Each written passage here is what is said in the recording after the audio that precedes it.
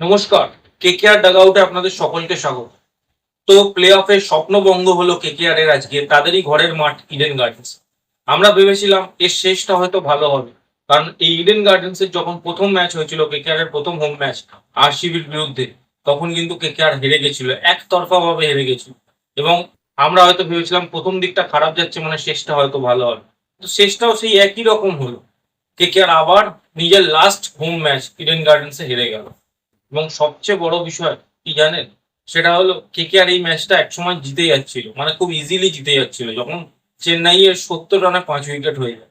সেই জায়গায় বৈভব বড়োরার ওই বোলিং, যেখানে বৈভব বড়োরাকে তুলোধনা করে ড্রেভেল ব্রুভিস এক ওভারে, এবং সেখান থেকে পুরো ম্যাচের মানে এটাই পাল্টে যায়। বৈভব বড়োরা আবার বোলিং করতে আসে 20 ওভারের আগে, 19 ওভার, এবং সেখানেও সে একটা 6 কনসিড করে, এবং যার ফলে লাস্ট ওভারে 8 রান MS ধোনি স্ট্রাইকে। আমার মনে হয় না কেউ কোনো মানে বড় বোলারই বাঁচাতে পারবে, জাসপ্রীত বুমরাও বাঁচাতে পারবে কিনা সন্দেহ। তো সেই জায়গায় আন্দ্রে রাসেলের দোষ আমি দেখছি। প্রথম থেকে যদি বলি, প্রথমে কেকেআর ব্যাটিং করে এই ম্যাচটাতে।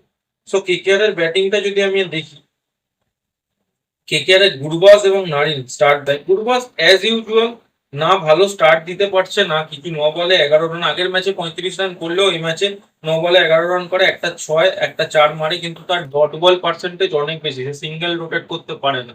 গুরবাজ আউট হয়ে যায়, এবং তারপর সুনীল নারিন ও অজিঙ্ক্য রাহানে যথেষ্ট ভালো খেলে এবং দুজনে মিলে একটা হেলদি পার্টনারশিপ করে। একজন করে 33 বলে 48 রান রাহানে, এবং নারিন 17 বলে 26 রান। নারিনের স্ট্রাইক রেট ছিল 152, রাহানের স্ট্রাইক রেট ছিল 145। তো দুজনে মিলে কিন্তু পাওয়ার প্লে যথেষ্ট ইউটিলাইজ করে, এবং যে রান রেট সেটাকে কিন্তু একটা হেলদি জায়গায় রাখে। কিন্তু এদের উইকেটের পরেই শুরু হয় মানে একটা কোল্যাপস। রঘুবংশী আউট হয়ে যায়, তারপরে মনীষ পান্ডে না, এবং মনীষ পান্ডে একটা এই নিয়ে কথা আছে আমার, এটা আমি বলছি, একটা সাইডে থাকে, রাসেলকে নামানো হয়, আবার প্রমোট করা হয়, সে 21 বলে 38 রান করে, 180 স্ট্রাইক রেট, এবং রানটাকে অনেক দূরে, মানে কেকেআর রানটা মাঝখানে একদমই পড়ে গেছিল, সেটাকে আবার সে তোলার চেষ্টা করে। বাট রাসেল আজকে আনলাকি, নূর আহমেদের বলে সে আউট হয়ে যায়। রিঙ্কু সিং তারপরে 6 বলে 9 রান করে, দুটো 4 মানে, কিন্তু তার মানে আজকের দিন ছিল না। একদম বাউন্ডারি লাইনে, মানে একদম বাউন্ডারি লাইনে ক্যাচ মিস হয়েও গেছিল, বাট তারপরেও সেকেন্ড অ্যাটেম্পটে ক্যাচটা ধরে নেয়। তো যার ফলে রিঙ্কু সিং আউট হয়ে যায়। রমনদীপ সিং ও মনীষ পান্ডে, এই জায়গায় আমার একটু কথা আছে। আর মনীষ পান্ডে 28 খানা বল খেলে, 28 খানা, ইনক্লুডিং লাস্টের দিকের ওভার। 28 বলে 36 রান করে, একটা 4 একটা 6, 128 স্ট্রাইক রেট। এবং রমনদীপ সিং 4 বল খেলে 4 রানই করে, তার ব্যাটে বাউন্ডারি আসে না। প্রবলেমটা হচ্ছে এই টিমটাতে যখন আমি দেখি ছোট ছোট নারিনের কেমিও, আজিঙ্ক্য রাহানের ভালো ব্যাটিং, কিছু ম্যাচে আগ্রকিচ রঘুবংশীর ব্যাটিং, এবং রাসেল যতগুলো বল পায় রাসেলের ব্যাটিং, এর বাইরে তো আমি এই টিমের কোনো ব্যাটিংই দেখি না। মানে মনীষ পান্ডে যে 28 বল খেলেছে, এই 28 বল যদি রিঙ্কু সিং খেলতো তাহলে রানটা আরো বেশি হতো, বা এই 28টা বল যদি রমনদীপ সিং খেলতো রানটা আরো বেশি হতো। আমি বুঝে পাই না, আমি এতদূর ব্যাটসম্যান খেলাচ্ছি কি করার জন্য, মানে এই লজিকটা কেকেআর কেন সারা সিজন ধরে বোঝাতে পারলো না।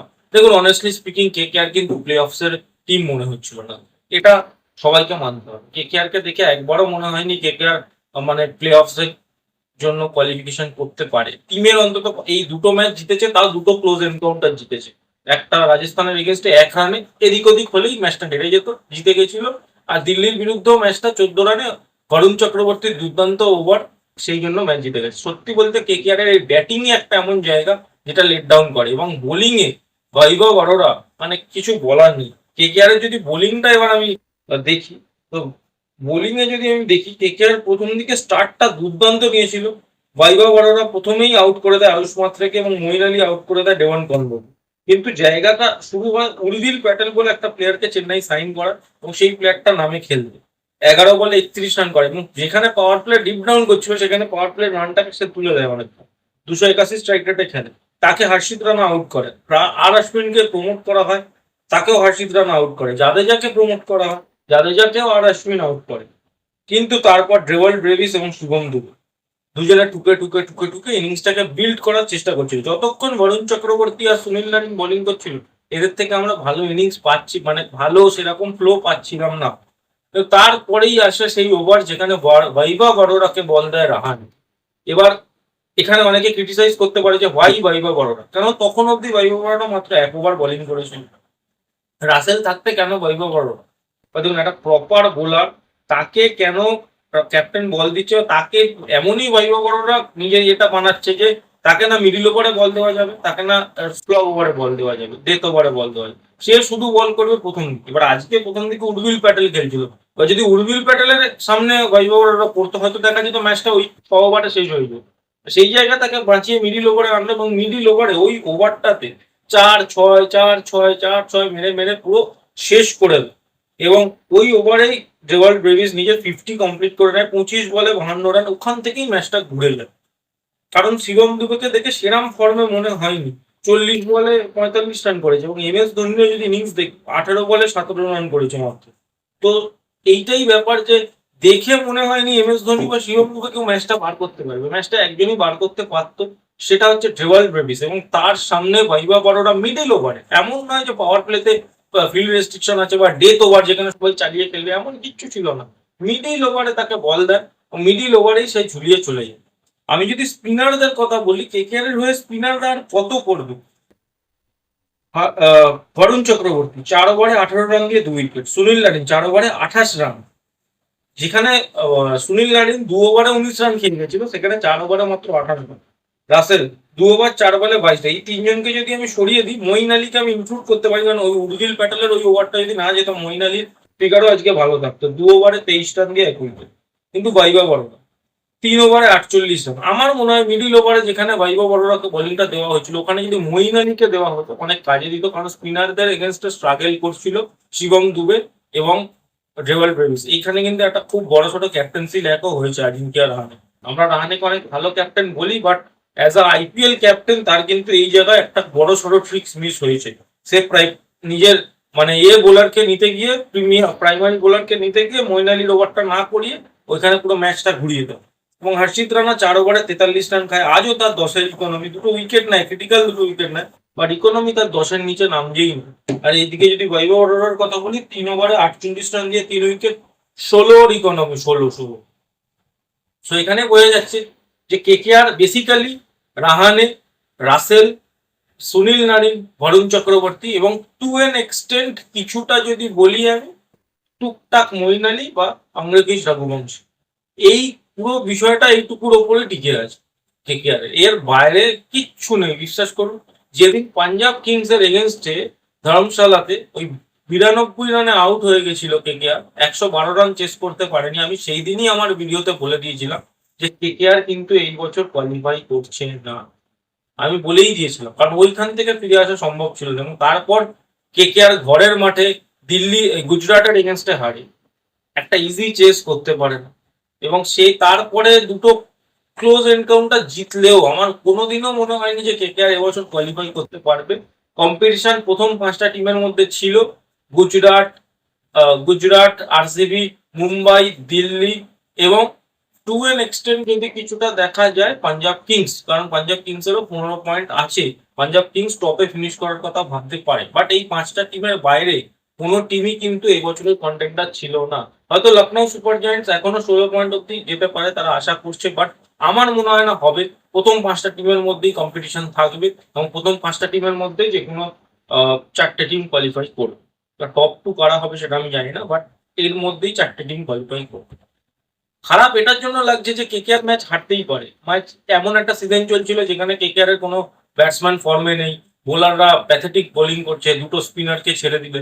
সো এই ম্যাচ কেকেআর হারতেই পারে, এটা এক্সপেক্টেডই ছিল।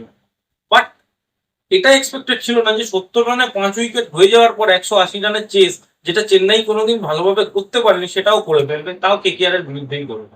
ডেভাল্ড ব্রেভিস, যার একটাও 50 ছিল না, যে তার ফার্স্ট 50 কেকেআর এর বিরুদ্ধেই করবে। এই জিনিসগুলো খারাপ লাগছে। As a KKR fan, as a defending champions, আমরা অনেক আশা নিয়ে থাকি। কেকেআর ফ্যানেরা এখনো আশা করে আছে যদি 15 পয়েন্টে কোনো মিরাকেল হয়ে যায় কেকেআর থ্রু। বাট বিশ্বাস করুন, যদি থ্রু হয়ও, আমি একদম মানে হওয়ার 99.99% চান্স আছে হবে না, বা 0.0001% যে চান্সটা থাকে কেকেআর যদি কোয়ালিফাই করেও যায়, প্রথম রাউন্ডেই ছিটকে যাবে। কারণ কেকেআর এর এই টিমটা মোটেই চ্যাম্পিয়ন অফ দ্য টিম নয়, মোটেই নয়। কেউ আমার সাথে অ্যাগ্রি করুক আর না করুক, এই টিমের কিছু কিছু জায়গা অ্যাড্রেস করতেই হবে। সুনীল নারিনের সাথে রাহানেকে ওপেন করতেই হবে মানে করতেই হবে। রাহানে বেটার পাওয়ার প্লে খেলছে, এটা সবাই দেখতে পাচ্ছে, পাওয়ার প্লেতে তার স্ট্রাইক রেট সবচেয়ে better.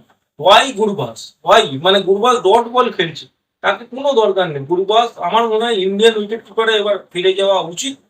Sunil Narine Rahane open করুক। 3 নম্বরে আমাদেরকে যদি মনীষ পান্ডেকে খেলাতে হয় মনীষ পান্ডে খেলুক, বা আমরা কৃষ্ণ রঘুবংশী যে কোনো সরি যে কোনো একজন 3 নম্বরে খেলুক। 4 নম্বরে অ্যাজ ইউজুয়াল রিঙ্কু সিংকে আনা হোক বা ভেঙ্কটেশ আইয়ার, বাট আমার মনে হয় ভেঙ্কটেশ আইয়ারের থেকে কেকেআর মুখ ফিরিয়ে নিয়েছে, রিঙ্কু সিংকে 4 নম্বরে খেলানো হোক। কারণ রিঙ্কু সিং যদি 28টা বল খেলে, আমি আগেও বলছি যে মনীষ পান্ডে 28টা বল খেলেছে, 36 রান করেছে, এই রিঙ্কু সিং যদি 28টা বল খেলে হয়তো 50 রান করে দেবে। তার ইম্প্যাক্ট বেশি, তাকে উপরে খেলাও, কেন খেলাচ্ছ না? ইম্প্যাক্ট যার বেশি সেই তো উপরে খেলবে। আমি যদি ইম্প্যাক্টফুল প্লেয়ার রমনদীপ সিং আমার হিটার কিন্তু খেলতে নামছে 4টে বল, তাকে দিয়ে আমার কি লাভ হবে 4টে বল খেললে? 4টে বলে সে যদি 4টে 6 মানে 24 রান হবে, 4টে 6 তো সে মারতে পারবে না প্রথম প্রথম নাম যে। রাসেল এত বলার পর রাসেলকে আজকে প্রমোট করা হচ্ছে, দেখছেন তো রাসেল ইম্প্যাক্ট ক্রিয়েট করছে। তো যারা ইম্প্যাক্ট ক্রিয়েট করতে পারে তারা কেন উপরে খেলছে না? কেকেআর ম্যানেজমেন্টে এই কথাটা কেন কেউ বোঝাতে পারছে না যে যারা যারা ভালো খেলে, যারা যারা বেটার পারফরমেন্স করে তাদেরকে কেন উপরে খেলানো হচ্ছে না? বল, এই কোশ্চেন গুলো কিন্তু থেকেই আছে। ক্যাপ্টেন রাহানে, কেন ক্যাপ্টেন রাহানে তুমি ওপেন করছো না? এটাও রাহানেকে কোশ্চেন করা উচিত। রাহানে যেখানে বেটার পাওয়ার প্লে খেলছে, পাওয়ার প্লের পর তার স্ট্রাইক রেট ড্রপ করছে, এটা আমরা সবাই চোখে দেখতে পাচ্ছি, তারপরেও রাহানে ওপেন না করে 3 নম্বরে নামছে এবং ওপেন গুরবাজ ডিকক কেউ পারফর্ম করতে পারছে না। তারপরে আমরা ইন্ডিয়ান উইকেট কিপার খেলাচ্ছি না, ফরেন উইকেট কিপার খেলিয়ে যাচ্ছি। আমরা ইন্ডিয়ান উইকেট কিপার খেলালে একটা প্রপার ফরেন বোলার খেলাতে পারবো এবং মিডিল অর্ডারে যদি মনীষ পান্ডের জায়গাকে রুবমান পওয়ালকে খেলানো, রেজাল্ট অন্য কিছু হতে পারে। তো এই জায়গাগুলো কিন্তু অ্যাড্রেস করা উচিত। আমার মনে হয় যে কেকেআর এই বছরের মতো যা হয়েছে ভুলে যাওয়া উচিত এবং পরের বছর একটা ভালো ফরেন বোলার এবং যদি উইকেট কিপার হয় একটা ইন্ডিয়ান ভালো ওপেনিং উইকেট কিপার অথবা ভালো মিডিল অর্ডার উইকেট কিপার অথবা ফরেন কোনো ভালো উইকেট কিপার নিতে হবে। যদিও আমার মনে হয় না কোনো টিম নিজের থেকে কোনো ভালো যারা ভালো পারফর্ম করছে তাদেরকে ছাড়বে বলে।